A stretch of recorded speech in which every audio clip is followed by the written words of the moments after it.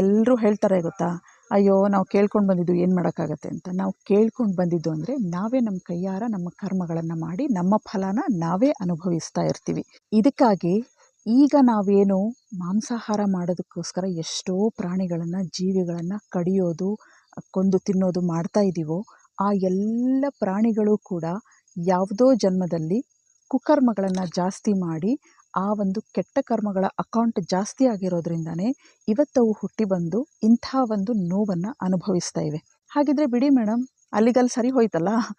ಅವರೇನೋ ಕೆಟ್ಟ ಕರ್ಮಗಳು ಮಾಡಿ ಹುಟ್ಟಿ ಬಂದಿವೆ, ಹಾಗಾಗಿ ಕೊಲ್ಲಿಸ್ಕೊಂಡು ಕಡಿಸ್ಕೊಂಡು ಸಾಯ್ತಾ ಇವೆ.